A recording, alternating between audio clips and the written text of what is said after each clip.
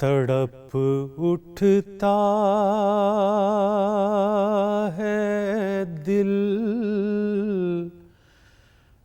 لفظوں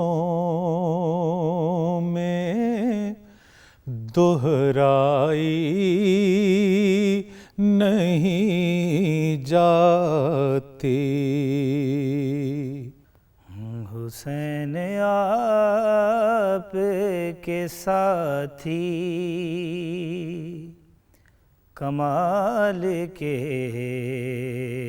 نکلے،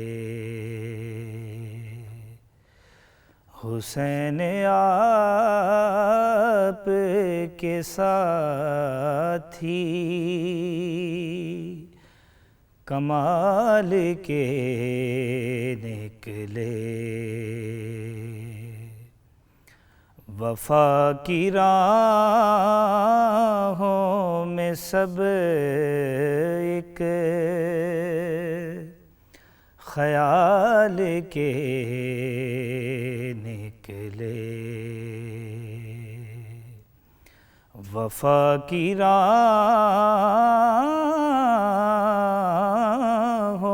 میں سب ایک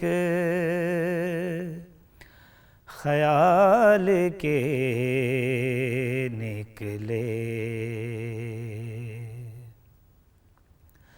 اسی زمین کی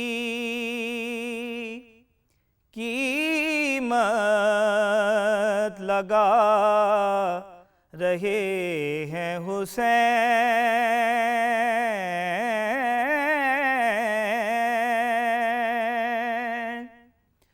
اسی زمین کی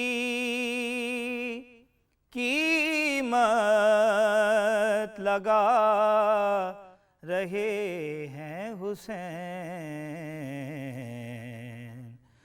جہاں سے سارے نبی دل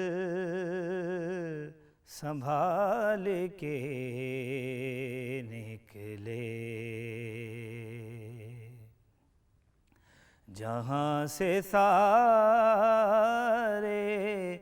نبی دل سنبھال کے نکلے،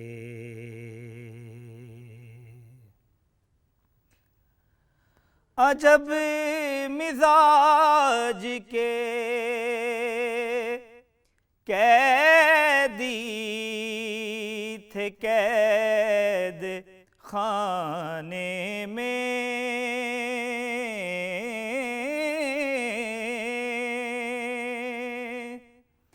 عجب مزاج کے قیدی تھے قید خانے میں، یزیدیت کا جنازہ نکال کے نکلے، یزیدیت کا جنازہ نکال کے نکلے۔ بسم اللہ الرحمن الرحیم۔ السلام علیکم۔ یہ کہہ کے ڈوب گیا آفتاب عاشورہ، رہے حسین کی تا حشر روشنی باقی۔ تہذیب ازا ہمارا سلسلہ گفتگو، اور آج اس کی دوسری منزل۔ ہمارے ساتھ شریک گفتگو قبلہ محترم افتخار عارف صاحب۔ پورا ایک تہذیب کو اپنے جلوں میں لے کے جو شخصیت ہمیں میسر ہے، اللہ ان کو زندگی دی۔ ہم نے کل کی گفتگو یہاں تک پہنچائی تھی کہ کس طرح واقع کربلا نمو پذیر ہوا اور سفر کرتا ہوا بر صغیر میں پہنچا۔ میں نے ان سے سوال کیا تھا کہ کربلا اپنی تہذیب خود لے کر آئی تھی یا مقامی تہذیبوں میں آ کر کربلا ضم ہوئی اور اس نے اس تہذیب کو اپنے اندر جذب کیا۔ ہم یہاں تک پہنچے تھے کہ بر صغیر کی ایک تہذیب پہلے سے موجود تھی۔ اب ہم آج اس پہ گفتگو کریں گے۔ افتخار عارف صاحب، میں پھر گزارش کر رہا ہوں کہ چشمدید گواہ ہیں آپ اس کی نہ تائید کر رہے ہیں نہ تردید کر رہے ہیں۔ ہم اس مشاہدے کو جاننا چاہتے ہیں 2000 سال یا 2500 سال پرانی ایک تہذیب موجود ہے جس میں موسیقی مذہب کا حصہ ہے، رامائن ہیں، پوری اس میں ایران کے راستے ایک تہذیب داخل ہوتی ہے. اس تہذیب نے اس تہذیب کا کیسے مقابلہ کیا؟ دیکھیے ایسا ہوتا ہے کہ ابھی آپ نے شعر پڑھا، شاعری ہماری زندگی کا جز ہے، اور جس طرح شاعری ہماری زندگی کا جز ہے اس طریقے سے کسی بھی طور پر آپ انکار نہیں کر سکتے کہ عربی میں اور فارسی میں دونوں جگہ شاعری زندگی میں داخل ہے. مگر واقعہ کربلا جس طرح ہماری زندگی میں داخل ہے اور ہماری شاعری میں داخل ہے، اس طرح شاید عربی میں اور فارسی میں داخل اس نہیں کی ہے. وجہ کیا ہے؟ اچھا، اب اس کا سبب کیا ہے؟ کچھ بھی سبب ہو، لیکن ایک بات میں اب آپ سے کہتا ہوں، جو میں اردو مرثیے کے حوالے سے جب بات کرتا ہوں تو میں اس میں یہ بات کہتا ہوں، اردو مرثیے کا عروج کا زمانہ جو ہے وہ مسلم اقتدار کے غروب کا زمانہ ہے، اور مسلمانوں کو اپنے زوال کا اندازہ تھا اور اپنی بے بسی کا اندازہ تھا. چنانچہ کہا یہ گیا کہ مسلمانوں کو ایک خیمہ امن و امان کی ضرورت تھی.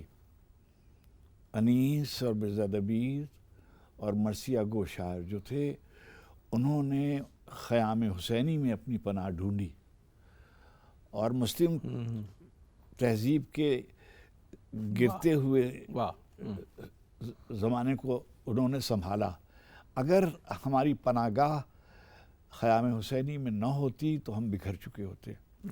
ایک بات. دوسری بات یہ ہے کہ جو جہاں مسلم اقتدار تھا وہاں، جیسا کہ آپ نے فرمایا، رامائن کا زمانہ تھا.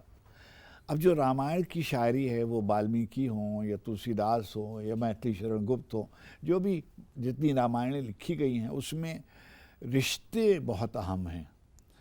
ہمارے لیے رشتے بہت اہم ہیں. اگر ان کے ہاں شری رام چندر جی یا سیتا جی یا لکشمن یا کیکئی یا دشرتھ، یہ رشتے آتے ہیں، بیوی کا رشتہ آتا ہے، بیٹے کا رشتہ آتا ہے، بھائی کا رشتہ آتا ہے، دوستوں کا رشتہ آتا ہے. تو کربلا میں وہ سارے رشتے اور میتھیکل ان سے نہیں تھے. منسلک جذبات اگر ہم اس کو جی، کر لیں، مائتھولوجیکل نہیں تھے، یہ کوئی اساطیری قصے نہیں تھے، یہ اصل واقعہ تھا.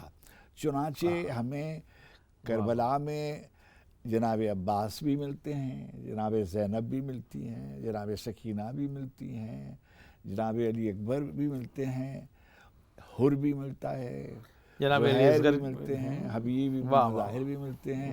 چنانچہ اور یہ سب جو ہیں یہ تاریخی ہیں، یہ اور واقعہ ہوا ہے، واقعے کا حصہ ہے. یہ کوئی اساطیری کہانی نہیں ہے. صحیح. چنانچہ ہمیں پناہ گاہ ملی کہ ہمیں رول ماڈل ملے.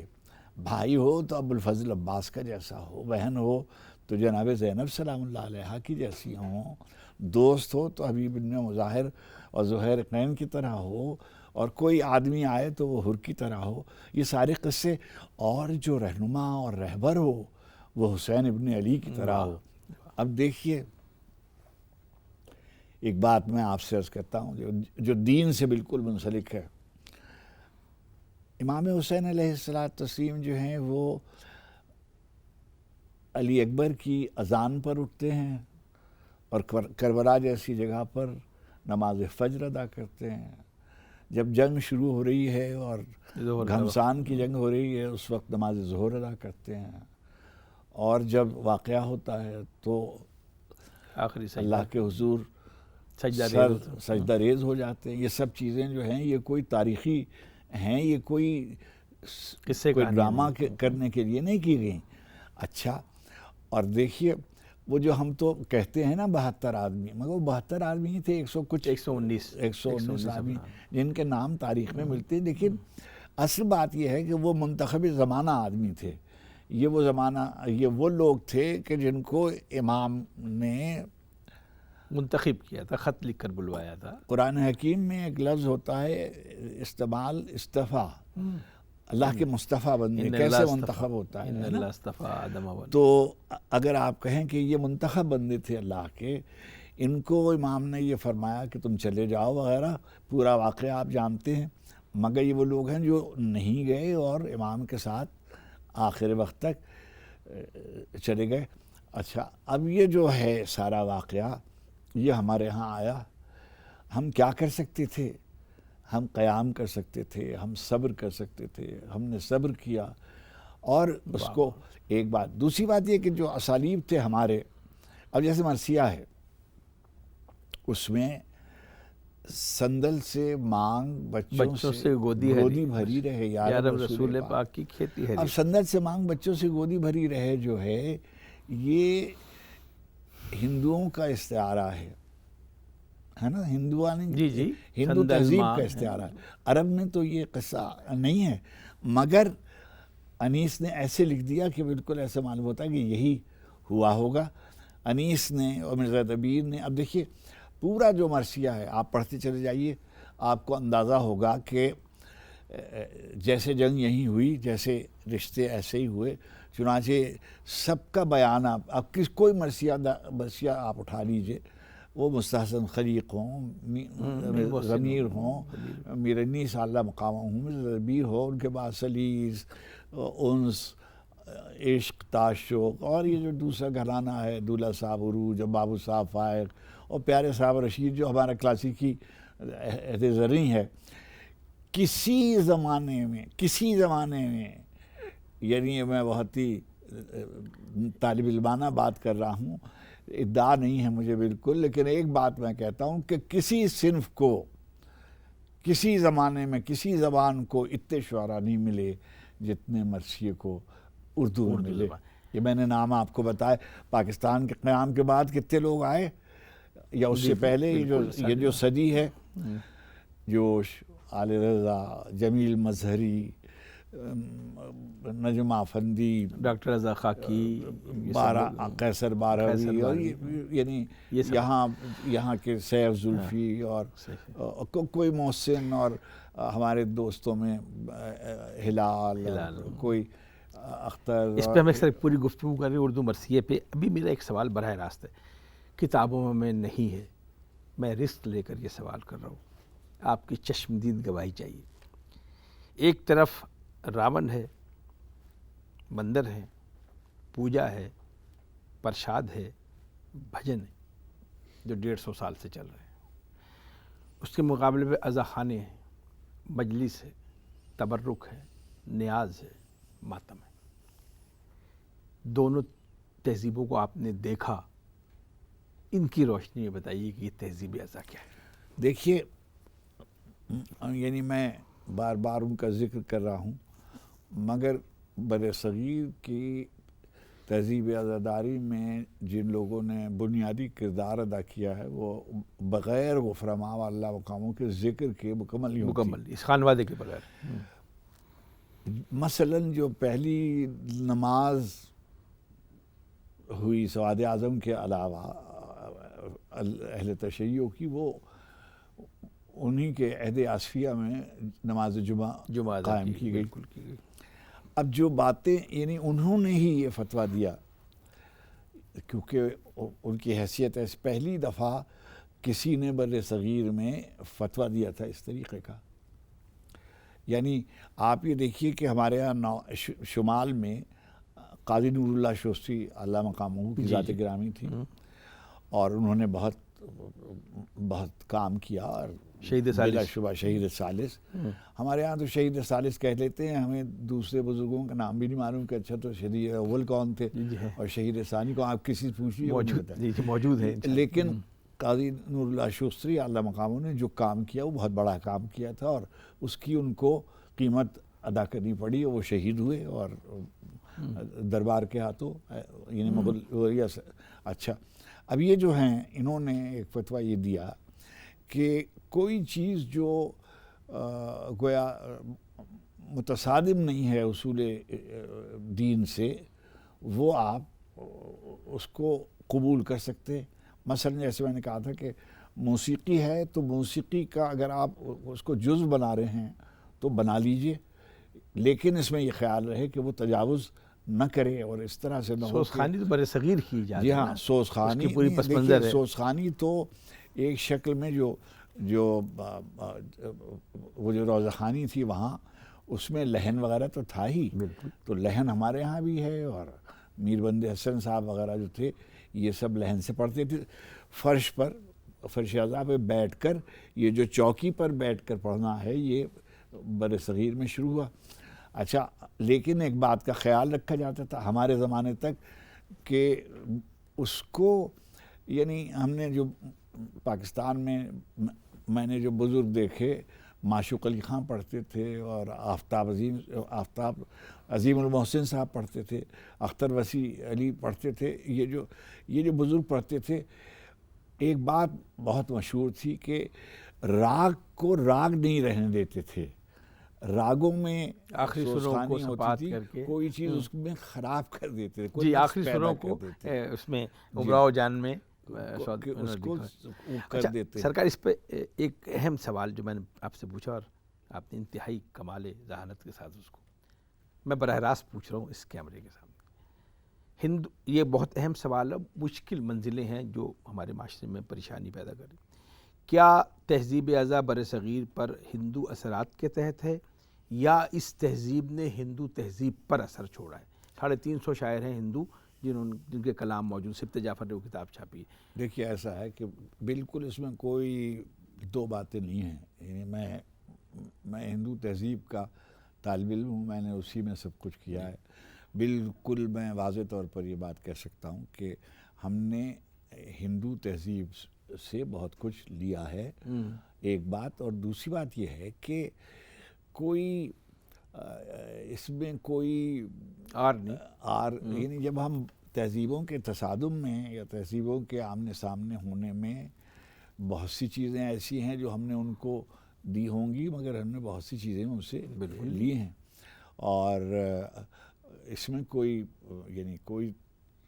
کہنے میں باک نہیں ہے کہ بہت سے اثرات جو ہیں وہ ہمارے یہاں، ابھی دیکھیے، ابھی آپ ایران میں نے کچھ دن گزارے ہیں، اب میں وہاں دیکھتا تھا کہ یعنی باقاعدہ وہاں پر اسٹیج کیا جاتا ہے کربلا کا، ڈراماٹائز کرتے، اب عراق میں بھی کیا جاتا ہے، ڈیمو دیتے ہیں باقاعدہ، تو وہ سب ہوتا ہے، اور یعنی مجھ کو گراں گزرتا تھا، یعنی میں اس کا عادی نہیں تھا، اور میرا ذہن جو ہے وہ اس کو قبول نہیں کرتا تھا کہ کوئی آدمی اپنے آپ کو جناب علی اکبر کی شبیہ بنے، امام کا نام تو میں زبان سے لینا بھی نہیں چاہتا، لیکن یعنی ہمارے یعنی کوئی ابو الفضل عباس بنا ہوا ہے کوئی آدمی فرض کیجئے، تو یہ میرا ذہن قبول نہیں کرتا تھا، لیکن ظاہر ہے کہ وہ مقصود ان کا بھی یہی ہے کہ مقصد جو ہے وہ لوگوں تک پہنچے اور بات پہنچے۔ سر ابھی میں کربلا وغیرہ جو ظاہر جاتے ہیں وہاں، وہ جیسے ہمارا ڈرامے کے کریکٹر ہیں، وہ 12 محرم کو پورا ڈیمو دیتے ہیں، قافلہ چل رہا ہے، کچھ نقاب ڈالے ہوئے جو خانوادہ اہل بیت کے لوگ ہیں، یزید فوج ہے، ایک اونٹ پر ایک بیمار ہے، پیچھے ماری ہے، یہ ان کا کلچر ہے، میں اس لیے ان کو نہیں چھیڑ رہا، میں بر صغیر کی تہذیب میں آ رہا ہوں۔ آج کے اس پروگرام میں مجھے آخری سوال ہے اور آپ سے دیر سے گفتگو کرنی ہے، جو تقدس مجھے آپ بتائیں گے، میرے ناظرین کو آپ بتائیں گے، اور آپ جو بتائیں گے وہ سند ہوگا، جو تقدس بر صغیر کی تہذیب اعضاء میں ہے، نہ وہ عرب کی تہذیب اعضاء میں ہے، نہ وہ ایران میں، دنیا کے کسی خطے میں وہ تقدس نہیں جو بر صغیر میں، اس کی وجہ کیا ہے؟ جی، ایک تو میں نے بات بتائی کہ ہم لوگ، ہمارے یہاں عہد زوال میں کربلا کا ایک مفہوم تھا، اور آپ یہ بھی دیکھیں گے کہ ابھی آپ نے مراجع ندہ کا ذکر کیا، دنیا زمانے کے ٹھکرائے ہوئے لوگ اور نظر انداز کیے ہوئے لوگ اور پریشان حال لوگ آپ نے دیکھے مجلسوں میں تشریف لاتے ہیں اور اپنے دکھ کا ازالہ کرتے ہیں۔ ہمیں اپنے غم کے لیے اور ایک پناہ گاہ کی ضرورت ہے، ہم اپنے غم کو، اپنے چھوٹے سے غم کو ایک بڑے غم میں ضم کر دیتے ہیں، ایک بڑے المیے میں کے سامنے جب بیان ہوتا ہے نا تو ہمیں اپنے غم کی، ہمیں بے توقیر لگتا ہے کہ بھئی یہ کیا بات ہے ہمارے، جی غالب کا ایک بات تھی، مشہور شعر ہے، تو نالی از خلۂ خار منگری کے سپہر سر حسین علی برسنا بے گردانیم، جی کہ آپ اپنے چھوٹے سے کانٹا آپ کو چبھ گیا ہے اور آپ رو رہے ہیں اور گریہ کر رہے ہیں. یہ تو زمانہ وہ ہے کہ جو امام کا سر لے کے گھوم جاتا ہے.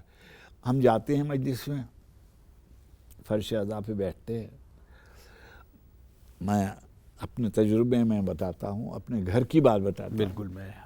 ہم کوئی بہت یعنی میں تو غریب گھرانے سے تعلق رکھتا ہوں.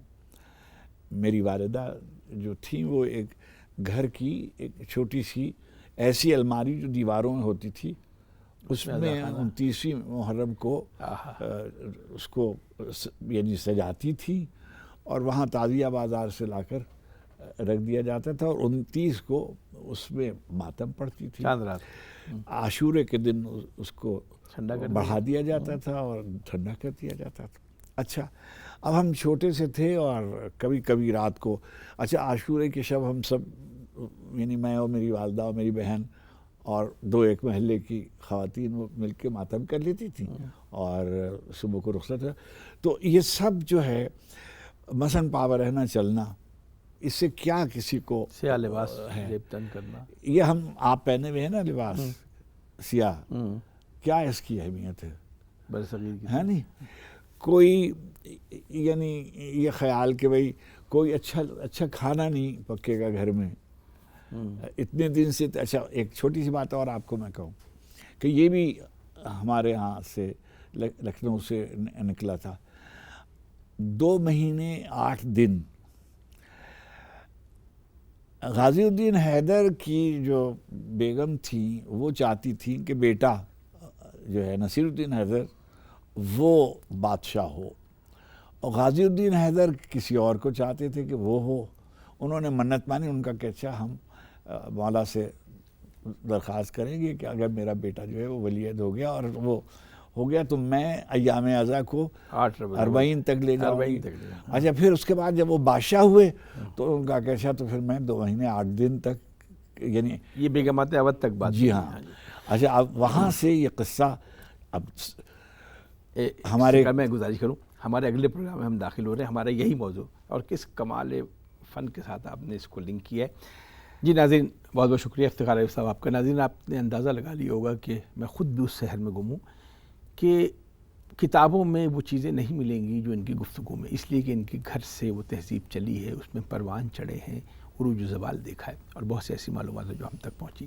ہم اگلی منزل میں جب داخل ہوں گے تو ہم اسی کو آگے بڑھائیں گے اور ہمارا اگلا موضوع ہوگا برصغیر کی رسوم عزاداری. جو رسوم عزاداری برصغیر میں ہے اس کی بنیاد کیا ہے، جس میں تمام چیزیں شامل ہو جائیں گی. بہت بہت شکریہ افتخار عارف صاحب آپ کا. بجھایا ایک دیا شینے 72 ہو گئے روشن، اندھیرا خود پریشاں ہے، بجھا کیا تھا جلا کیا ہے. شکیل اختر کو اجازت دیجیے. اللہ نگہبان. حسین لائے تنے پائے مال گٹھڑی میں، حسین لائے تنے پائے مال گٹھڑی میں، حسین لائے تنے پائے مال گٹھڑی میں، حسین لائے تنے پائے مال گٹھڑی میں. ہے سمٹ کے آ گیا فروا کا لال گٹھڑی میں، حسین لائے تنے پائے مال گٹھڑی میں. ہے کہا حسین نے مہندی نہیں ہے فروا، کہا حسین نے مہندی نہیں ہے فروا، تمہارے لال کے ٹکڑے ہیں لال گٹھ گٹھڑی میں حسین لائے تنے پائے مال گٹھڑی میں ہے کہا یہ مانے کہ دنیا میں اب بچا کیا ہے کہا یہ مانے کہ دنیا میں اب بچا کیا ہے اے رکھے ہوئے ہیں میرے 13 سال گٹھڑی میں حسین لائے تنے پائے مال گٹھڑی میں چچا اٹھائیں گے کیسے میرے جنازے کو چچا اٹھائیں گے کیسے میرے جنازے کو سمیٹ لایا اسے یہ خیال گٹھڑی میں حسین لائے تنے پائے مال گٹھڑی